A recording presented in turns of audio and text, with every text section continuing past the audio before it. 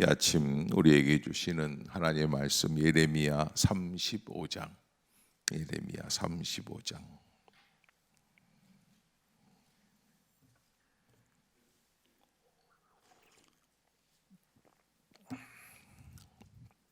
한 절씩 교독하겠습니다.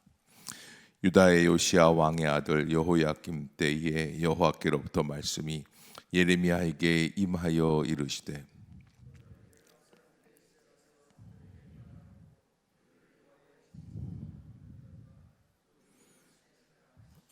이에 내가 하바시냐의 손자요 예레미야의 아들인 야하시냐와 그의 형제와 그의 모든 아들과 모든 레갑 사람들을 데리고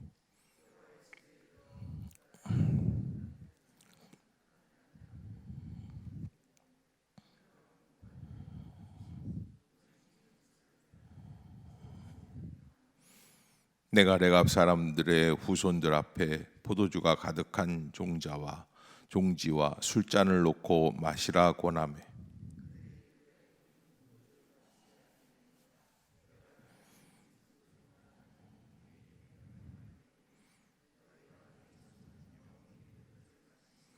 너희가 집도 짓지 말며 파종도 하지 말며 포도원을 소유하지도 말고 너희는 평생 동안 장막에 살아라. 그리하면 너희가 머물러 사는 땅에서 너희 생명이 길리라 하였으므로,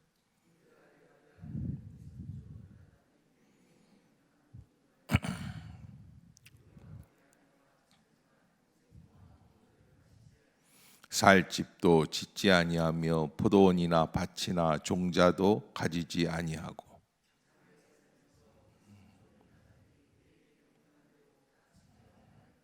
그러나 바벨론의 느부갓네살 왕이 이 땅에 올라왔을 때에 우리가 말하기를 갈대아인의 군대와 수리아인의 군대를 피하여 예루살렘으로 가자 하고 우리가 예루살렘에 살았노라. 만군의 여호와 이스라엘의 하나님께서 이와 같이 말씀하시니라.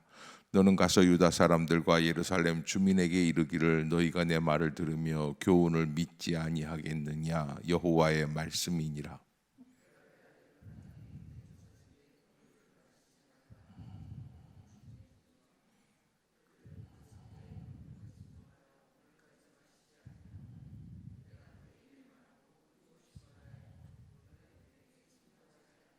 내가 내 종 모든 선지자를 너희에게 보내고 끊임없이 보내며 이르기를 너희는 이제 각기 악한 길에서 돌이켜 행위를 고치고 다른 신을 따라 그를 섬기지 말라.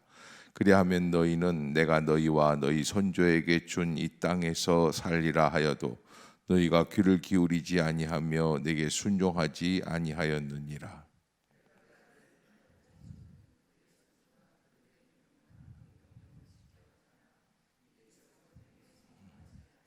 그러므로 만군의 여호와 이스라엘의 하나님께서 이와 같이 말씀하시니라.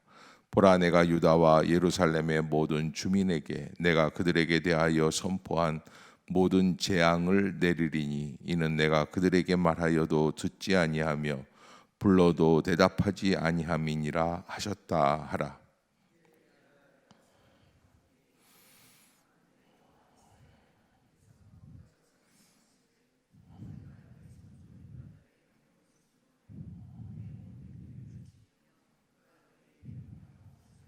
함께 봅니다. 그러므로 만군의 여호와 이스라엘의 하나님께서 이와 같이 말씀하시니라. 레갑의 아들 요나답에게서 내 앞에 설 사람이 영원히 끊어지지 아니하리라 하시니라. 아멘. 할렐루야. 이 아침 죄전을 찾으신 여러분들에게 하나님의 은혜와 평강이 함께 하시기를 축복합니다. 오늘 35장에서는 멸망 직전입니다. 근데 멸망 직전에서 갑자기 10여 년 뒤로 후퇴를 했어요. 시점이. 왜 그러냐면 이래서 망했다는 거예요. 이스라엘이 지금 왜 멸망하고 있는가. 시드기야 왕 때 마지막 586년 바벨론 느부갓네살 왕의 마지막 침략을 앞두고 왜 우리가 여기에 오게 됐느냐라고 하는 것을 말씀해 주시는데, 갑자기 한 10여 년 뒤로 이렇게 들어가서 요시야 왕의 아들 여호야김 때에 하나님께서 예레미야에게 말씀하셨던 그 사건을 돌이켜서 지금 여기다 기록해 놨어요. 그때 예레미야는 사람들을 데리고 가서 여호와의 성전 안에 있는 한 방으로 가서 문지기들이 있는 방에서 거기에서 하나님께서 말씀해 주신 레갑 자손의 후손들 이렇게 하는데, 레갑 자손들의 후손이라는 사람이 레갑 사람들이라는 게 여기 이제 좀 나오죠. 이 누군가, 이 모세의 장인 이드로의 후손들. 왜 갑자기 모세의 장인 이드로의 후손들이 여기에 나올까? 여러분 저 수원 가면은 민속촌이 있죠. 그리고 지리산 가면 뭐가 있어요? 그 왜 있잖아요. 머리탱기 따고선 있는 사람들. 청학동인가 뭐 그렇잖아요. 그 레갑 사람들이 그런 사람들이에요. 그러니까 머리 따고 있는 건 아니고 뭔가 아주 끈질기게 지키고 있는. 미국에도 그런 분들이 있습니다. 민속촌 같이 필라델피아, 워싱턴 필라델피아 옆에 보면은 지금도 아미시라고 그래가지고 마차 타고 다니고 화란풍의 그 옛날 옷, 긴 옷들 입고 꺼멓게. 그래서 청교도 정신을 잃어버리지 말자. 그래서 뭐 이렇게 그 후손의 후손을 이어가도 계속 그냥 똑같은 옷을 입는 거예요. 투박한 옷들. 미국 그러면 얼마나 자유롭습니까? 그냥 뭐 옷을 벗다시피 해도 뭐라고 얘기 안 하는 그런 동네인데, 그 새까만 옷에 긴 스커트에다가, 그다음 심지어는 동네에서 마차를 타고 다닌다는. 자동차 왕국인데, 근데 왜 그러냐면 신앙을 지키기 위해서 그래요. 우리는 옛날 방식을 고수한다. 그래서 마차를 좋아해서 그러는 게 아니라 하나님을 아주 옛날처럼 진실되게 믿으려고 하니까 그럼 삶의 방식도 그냥 똑같이 하는 거예요. 근데 여기 레갑 자손들은 바로 그렇게 유목민들 중에 이드로의 미디안 광야에서 양을 쳐서 하던 그런 지파 사람들이 이제 이드로 때문에 출애굽 때 합류하게 되고 그 후손들의 정체성을 지켜 나가게 되는데, 오늘 본문에 보면은 예레미야가 그들을 다 데려다가 레갑 자손들의 대표들을 데려다가 한 방에다 놓고 종지에다가 포도주를 따랐다고 그랬어요. 마시라고 그랬어요. 그랬더니 마셨다고 그러는 거 안 마셨다고 그러는 거예요. 안 마셨다고 그러는 거예요. 그게 이제 5절이에요. 내가 레갑 사람들의 후손들 앞에 포도주가 가득한 종지와 술잔을 놓고 마시라 권하매. 6절 시작.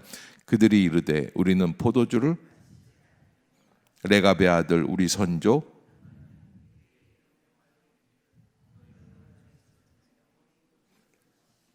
이게 몇 년 전에 조상들이 준 얘기냐면 250년 전에 준 얘기. 지금부터 250년 전이면 언제쯤입니까? 영조 때인가?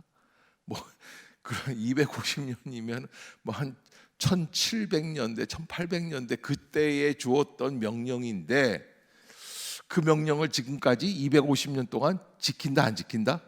지킨다는 거예요. 그러면서 포도주만 지금 안 마시는 게 아니에요. 7절 시작. 너희가 파종도 하지 말며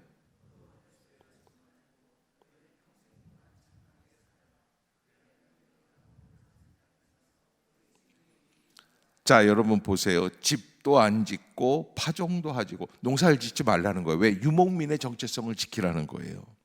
농사를 짓다 보면 한 곳에 머무르게 되고 그러다 보면 유목민의 정체성을 잃어버릴 수 있다는 거예요. 유목민이 좋은 것 같아요. 제 친구 중에 하나 소 키우는 집 아들이 하나 있었어요.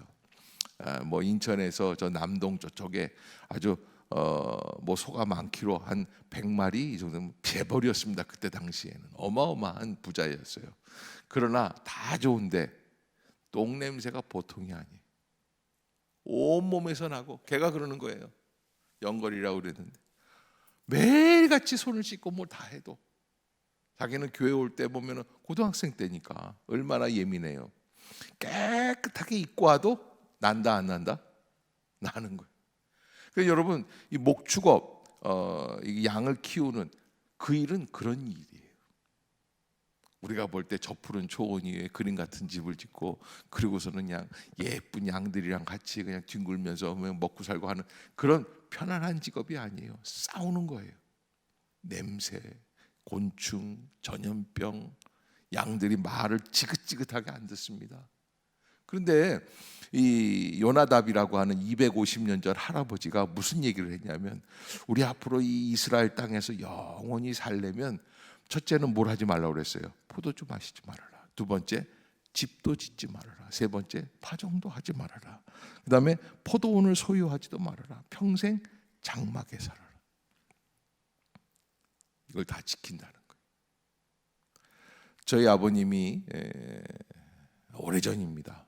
뭐 어렸을 때니까 아마 한 50년 전쯤 됐을 거예요. 저한테 뭐라고 그러시냐면, 우리 집안의 전통을 얘기하겠노라 그래서, 우리 집안에 뭐 어마어마한 전통이 있구나. 우리가 뭐 이성계 후손이니까 무슨 큰 벼슬을 하고 어떻게 나가고 뭐 나라를 지키고 이런 말씀하시는 줄 알았더니 그게 아니. 우리 할아버지 두 분이 다 하신 게 있대요. 뭘 했냐니까, 할머니가 먼저 돌아가시고 그 앞에서 3년 수절을 했다는 거예요. 무덤에서. 부모님 돌아가시고 무덤에서 수절한 사람 얘기는 들어봐도, 마누라 죽었는데 마누라 죽으면은 제일 먼저 해야 될 게 뭐 붙어 있어요? 뭐 이렇게 가만히 계세요? 빨리 세장가 가야죠. 그런데 우리 할아버지들을 두 분 다 대를 이어서 할머니 무덤 앞에서 3년 수절을 하고 평생을 절개를 지켰다는 거예요. 그래서요, 그랬더니 우리 집안은 아내한테 절개를 지키는 게 전통이니라.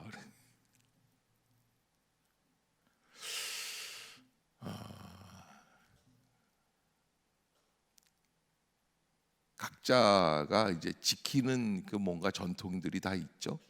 그런데 우리 그 성도들 가운데 우리가 지켜야 할 게 있습니다. 그건 바로 신앙이죠. 믿음의 절개를 지켜나가야죠. 아무리 아이가 말을 안 듣고 견나가고 그래도 결국에는 그 아이가 돌아올 수 있는 길은 누구의 신앙이에요? 엄마의 신앙, 아빠의 신앙을 보고 오는 거예요. 그런데 지금 레갑 자손들의 이야기를 이렇게 보면서, 우리가 이 마지막 때에 신앙의 위기의 시대를 살아가고 있다고 하는데, 이 위기를 극복할 수 있는 길은 어떤 길인가? 우리가 본래 생명의 신앙으로 다시 돌아가는 것밖에는 없어요. 내가 철저하게 믿고 눈물로 기도하고, 아멘, 말씀에 순종하는 거예요. 내 고집을 피우고 내 멋대로 하고 내 욕심대로 하면서 믿어라 그러면 아이들이 안 믿는다는 거예요. 철저하게 말씀 앞에 순종하고 교회를 중심으로 살아가고, 그래서 하나님 앞에 영광을 돌리는 내가 죽는 헌신을 할 때에만 비로소 가능하다는 거예요. 우리가 지켜나가야 하는 전통이 우리는 따로 있다. 그래서 우리가 목숨처럼 지켜야 하는 것. 지리산에 청학동이 있다고 그랬는데, 그런데 뭐 그게 이제 청학동에 이제 서당들이 막 한동안 코로나 이전에 난립을 했었어요. 그런데 또 한동안 또 청학동 서당들의 교육이 문제가 됐어요. 왜냐하면 거기서 머리 따고 그리고서는 뭐 한복 입고선 들으면서 애들이 공부를 한다고 그래가지고 선자 보내고 하늘천 따지해서 멋있게 사는 줄 알았더니 거기 또 학원 폭력이 또 뭐 그래가지고서는 뭐 그 학원 폭력 때문에 애가 끌려가서 맞고, 그 안에서 또 뭐 부모들이 뭐라고 그러고 뭐 아이들 문제가 있고 뭐 또 학원 폭력이라고 그래가지고 아이들끼리 때리는 줄 알았더니 서당 선생님 또 애를 패가지고서 뭐 그런 문제가 한동안 한 10여 년 전에 그 문제가 확 있었어요. 그런데 이번 코로나 때 싹 다 내려왔대요. 그러니까 걔네들이 거기 있었던, 다 내려온 건 아니죠. 대부분의 이유는 뭐예요? 전통을 지키는 게 아니라 먹고 살기 위한 거야. 못 먹고 아이들이 안 오고 그러니까 내려오는 거예요. 포기하는 거예요. 남아있는 사람들은 뭐예요? 그 진짜야. 여러분, 우리가 인생을 살아갈 때 이렇게 레갑 자손들의 이야기가 나오면서 하나님이 왜 예레미야한테 왜 레갑 자손들을 데려다가 포도주를 먹여봐라, 먹나?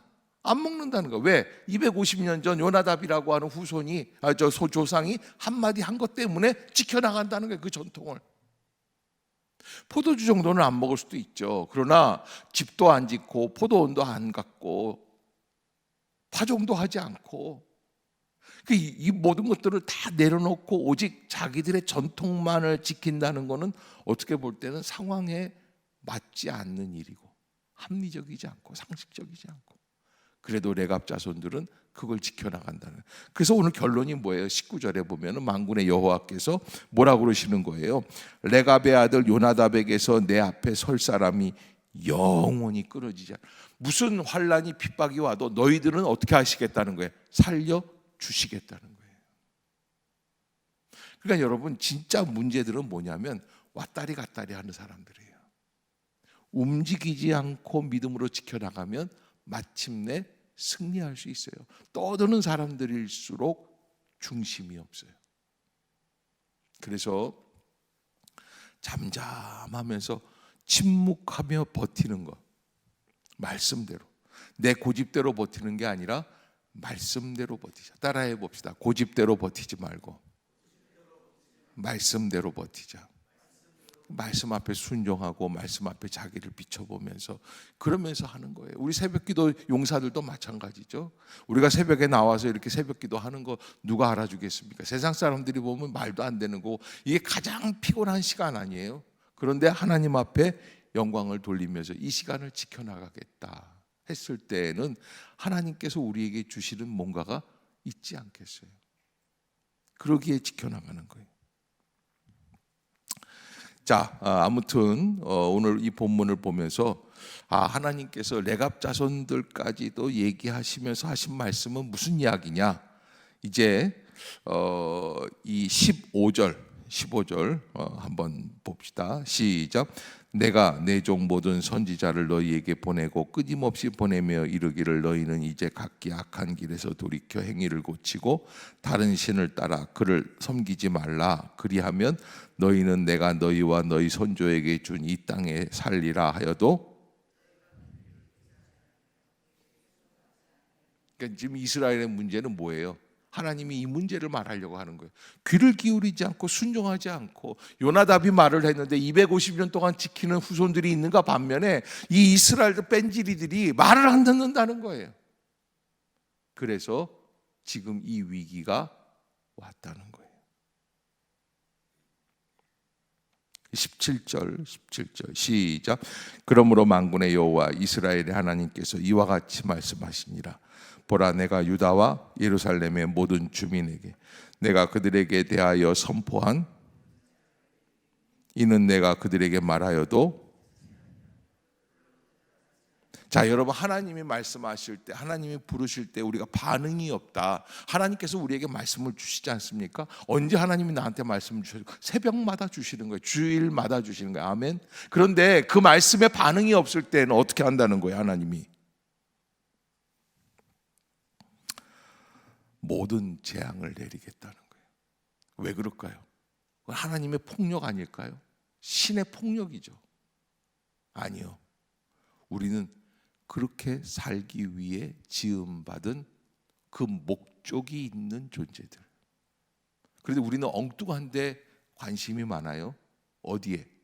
말씀을 내가 정말 순종하고 말씀대로 지키느냐에 관심보다는 어떻게 하면 돈을 벌고 어떻게 하면 좋은 대학에 가고 어떻게 하면 내가 이 땅에서 권세와 명예를 가지고 거기에 관심이 더 크다는 거예요. 학교를 가는데 아이가 그냥 거울 앞에서 1시간을 있다. 그 학생이 관심을 가지는 되는 분야는 어디예요? 거울이에요? 공부야. 그런데 그 공부에 관심 없고 어디에 관심이 있어요? 거울에 관심이 있어요. 아니 무슨 신데렐라 공주도 아니고 거울아 물어볼 것도 아니고 거울 앞에서 그렇게 서 있으면 그게 본분이 아닌 거죠. 그럴 때 엄마들이 뭐라 그래요? 전연이 저게 저 따위로 해가지고 어떻게 할까? 그런데 여러분, 그게 개의 이야기가 아니에요. 누구의 이야기? 나의 이야기예요. 나는 어떻게 사는가? 그러니까 자녀는 하나님이 주신 우리의 거울이라는 얘기가 있어요. 아이들이 삐딱하게 살아갈 때 그때 누구를 봐야 되냐면 남편 흉을 보고 아내 흉을 볼 게 아니라 누구를 봐야 돼요? 하나님 앞에서 나를 봐야 돼요. 그래서 오늘 이 말씀이 뭐예요? 돌아오라는 거예요. 레갑 자손들처럼 미련하게, 순수하게, 신실하게 지키라는 거예요. 아멘. 그게 살 길이라는 거예요. 말하여도 너희가 귀를 기울이지 아니하고 순종하지 아니했기 때문에, 그들에게 말하여도 듣지 아니하기 때문에, 불러도 대답하지 아니하였기 때문에 이 모든 재앙이 오겠다는 거예요. 결국에는 들어야 할 사람이 듣지 않는 게 문제라는 거예요.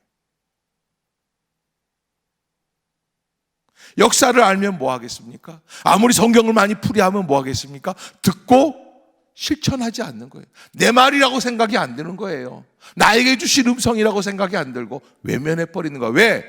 여기 땅에서 나는 목적이 따로 있어요. 돈을 벌어야 돼요.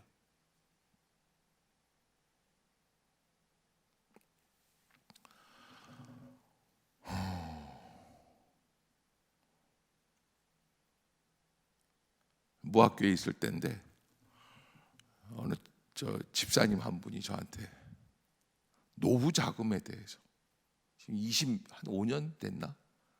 그 얘기를 하시더라고요. 뚱딴지처럼. 목사님, 아무리 계산해도 7억은 있어야겠대요. 그때가 이제 2000년대 초반이었어요.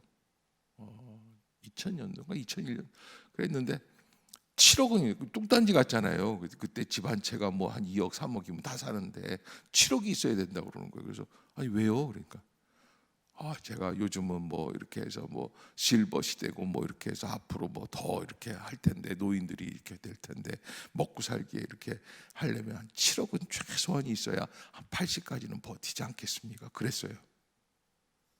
그분 75세가 되기 전에 가셨어요.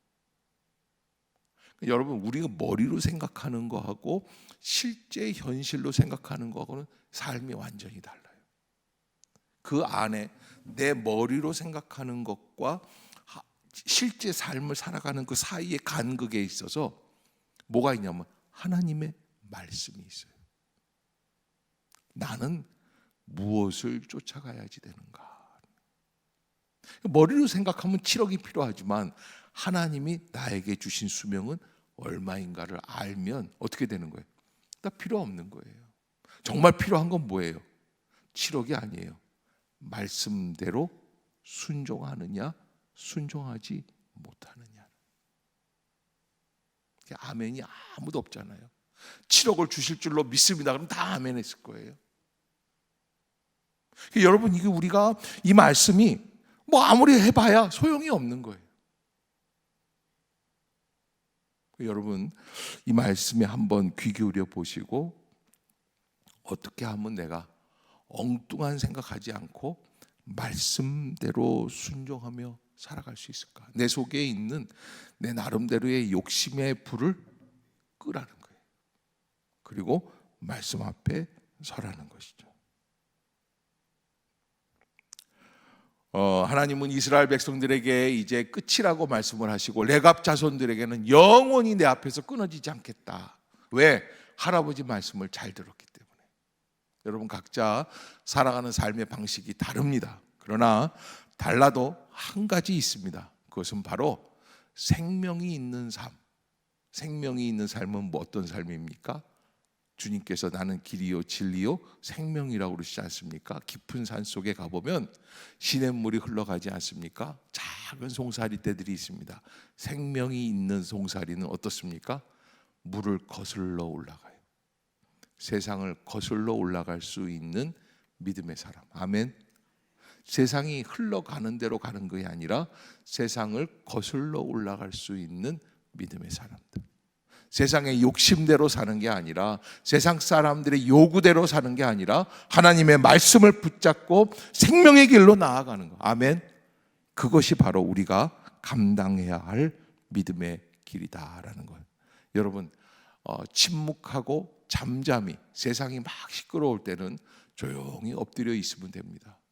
그러면 다 지나가게끔 되어 있습니다. 내가 유행을 쫓아야지 되나? 세상 사람들이 말하는 것에 순종해야지 될까? 그러다가도 하나님을 붙들고 하나님 앞에서 다시 시작하십시오. 거기에 우리가 정중동이라고 그러죠. 흔들리지 않는 그런 믿음의 반석과 같은 역사가 있다는 것. 더 나아가서 자녀들에게 보여줄 수 있는 게 뭡니까? 야, 너 왜 교회 안 나가? 이 얘기보다 엄마가 신앙을 생활하는 것이 얼마나 아름답고 흔들림이 없는지를 보여주는 거예요. 아멘. 거기에 우리의 삶의 본질이 있다는 것 잊지 마시고 말씀대로 순종하고 승리할 수 있기를 주의 이름으로 축복합니다. 기도하겠습니다.